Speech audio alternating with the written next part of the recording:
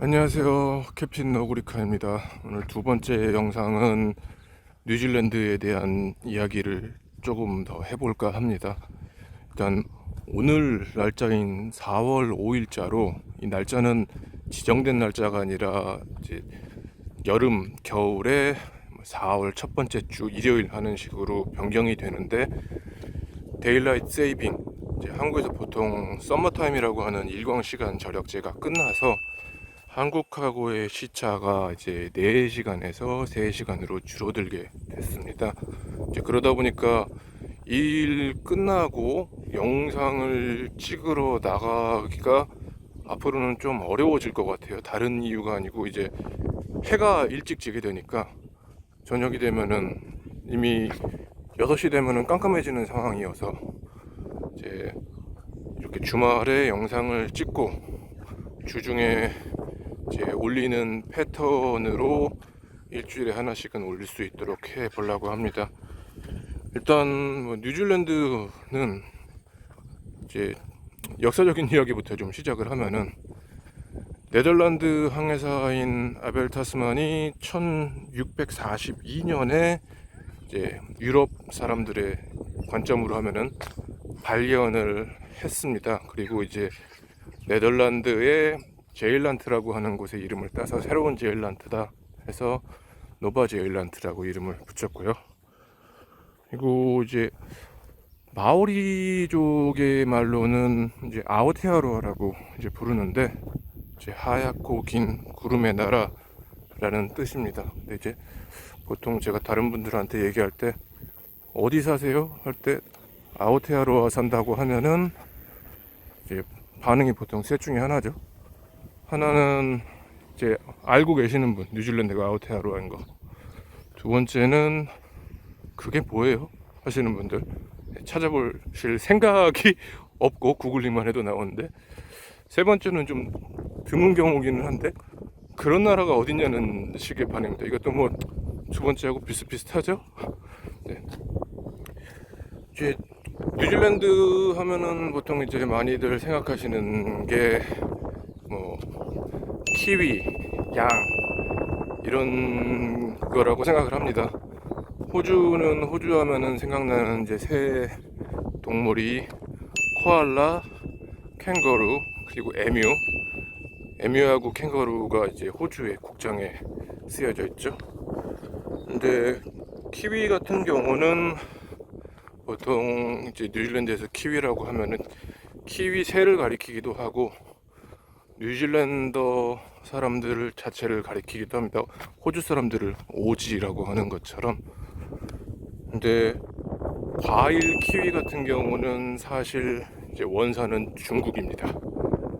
원래는 이름이 차이니즈 구스베리인데, 이게 기록상으로는 보면은 최초의 이제 문서로 남아있는 기록은 송나라 때 12세기라고 했던가 1200년대라고 했던가 남아있는 기록이 최초라고 하고요. 근데 이제 문제는 이 차이니즈 구스베리가 6.25 전쟁이나 이런 때 이제 중공군 개입 같은 것 때문에 이미지가, 중국에 대한 이미지가 굉장히 안 좋아지니까 미국 시장에서 이제 좀 외면을 받는 상황이 됐다고 합니다. 그래서 중간에 이런저런 이름을 고심을 하다가 마침 뉴질랜드에서 뉴질랜드의 국조인 키위새하고 생긴 게 비슷해서 키위라는 이름을 붙였고, 그 이후에도 일반적으로는 키위라는 이름으로 통용이 되고 있어요. 이제 중국이 원산인 것처럼 세계 생산량은 중국이 1위고 뉴질랜드는 생산량으로 한 3위 정도라고 합니다.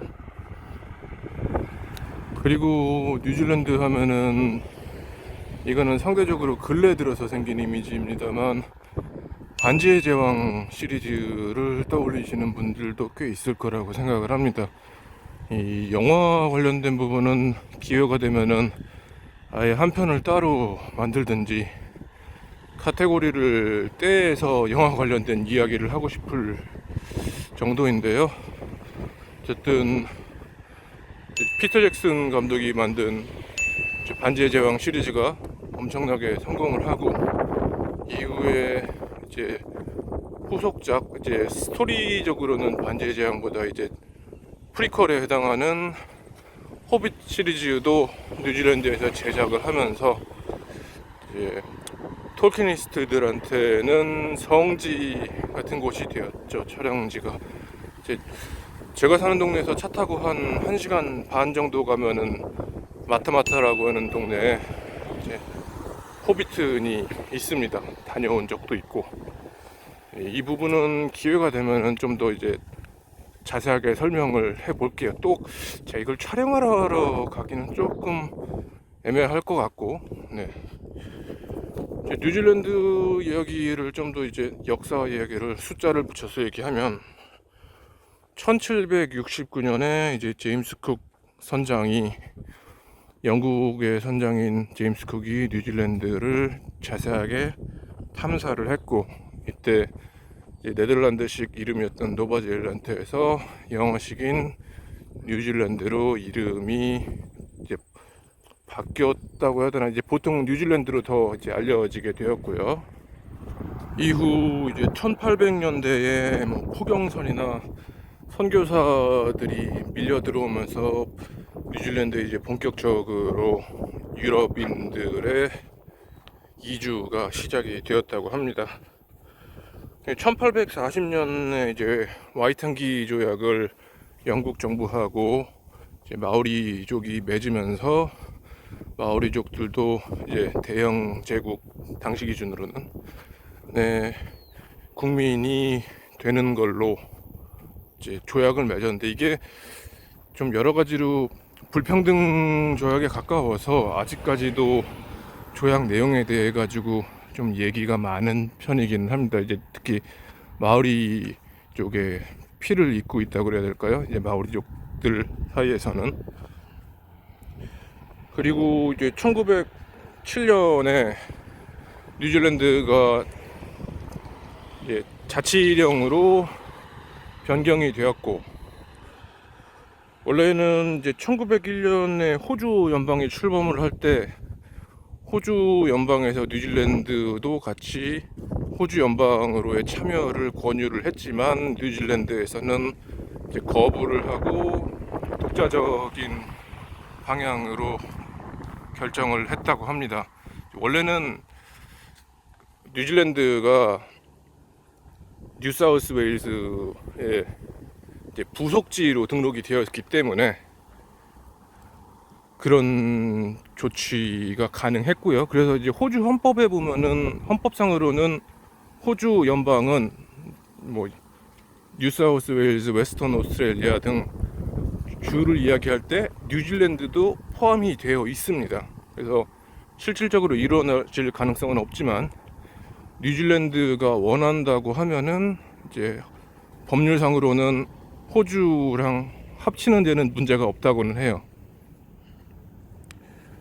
그리고 이후에 이제 뭐 2차 세계대전이나 이럴 때 안작아미해서 호주하고 같이 공동으로 참전을 하기도 했고, 실질적으로 뭐 영국과는 독자적으로 운영이 되고 있던 나라였습니다만, 이제 1986년에 영국 의회에서 뉴질랜드에 관련된 법령을 제정할 수 있는 권한을 폐지하면서 완전한 독립국이 됐고요. 그러니까 실질적으로는 독립국이었지만 법률적인 의미에서는 1986년이 되어서야 완전한 독립국으로 되었다고 보는 것 같아요. 근데 제가 법률적인 부분까지는 정확하게 모르겠습니다만, 그래서 아무래도 영연방 이론이다 보니까 이제 많은 분들 보시면 알겠지만, 호주하고 마찬가지로 뉴질랜드 국기에 좌상단에는 영국 국기 유니언 잭이 들어가 있습니다. 근데 이게 호주하고 뉴질랜드 국기가 굉장히 많이 비슷해요. 하다못해 다른 나라 같은 경우는 영연방이라도 좀 컬러링이라도 다른다든가 하는 식인데, 그래서 이런 부분에 대해서 국기가 너무 헷갈린다 라는 의견이 있어서 2015년에 이제 국기를 유니언잭하고 상관없는 독립적인 디자인으로 바꿔보자라는 시도가 있었는데 결과적으로는 이제 부결이 됐고요. 이때 뭐 나온 약방과 같은 디자인이 뭐 눈에서 레이저를 쏘는 키위라든가 페페 개구리가 합성되어 있는 디자인 같은 거, 이거 인터넷에서 보신 적이 있을 거예요. 물론 이게 진지하게 이제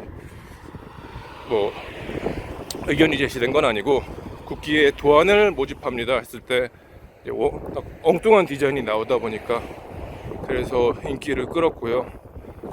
당시 이제 부결 요인으로는 뭐 디자인이 마음에 안 든다라는 의견도 있었고, 그 중에 일부 디자인 같은 경우는 컬러링으로 봤을 때 이거는 뭐 내셔널 파티하고 레이버 파티의 뭐 각 파티 깃발을 모아놓은 디자인이냐라는 그런 의견도 있었고, 또 일부에서는 당시 총리였던 존 키 총리가 뉴질랜드의 국기를 바꾼 사람이라는 개인적인 업적을 갖고 싶어 해서 그런 거다라는 부정적인 의견도 있었습니다. 뭐 어쨌거나 결과적으로는 현재의 국기 디자인으로 남아있게 됐고요.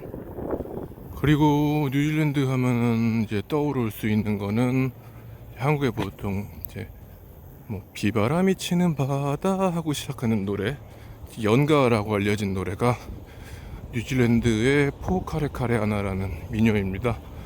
뉴질랜드 사람이라면은 이 노래를 모르는 사람이 없다고 해도 뭐 과언이 아닐 거예요. 한국으로 치면은 아리랑 같은 느낌으로. 이제 노래는 로토루아 지방에 사는 히네모아라고 하는 이제 뭐 일설에는 공주님이라고도 하고 이제 아가씨라고도 하고 하는 인물과 이제 한 청년의 사랑 이야기인데, 로토루아는 이제 온천 지역이 있고 뉴질랜드에서 제일 유명한 관광 도시인데요. 현재는 거기에 이제 메인 스트리트, 제일 큰 길이 히네모아 스트리트일 정도로 이제 마오리 설화 이런 쪽에 영향을 많이 받고 있고요. 마오리 설화들에 관한 거는 나중에 이제 또 기회 될 때 전체적으로 모아서, 제가 알고 있는 거를 모아서 한번 정리를 해보도록 하겠습니다. 이제 방금 전에는 이제 슈퍼마켓을 커피를 사러 다녀왔는데, 뉴질랜드 사람들은 말을 참 잘 듣는 것 같아요. 사회적 거리 유지하라고 해서 이제 사진을 이쪽에다가 이렇게 붙이겠습니다만 2m씩 떨어져 있으라고 하니까 정말 말을 잘 듣네요. 그래서 이렇게 말들 잘 듣는데 락다운이 좀 성공적으로 잘 끝나고 저도 밖으로 돌아다니고 할 수 있으면 좋겠습니다. 오늘 얘기는 여기까지 하고요. 다음번에 뭐 다른 영상 또 준비해 가지고 돌아오도록 하겠습니다. 좋은 하루들 되세요. 안녕.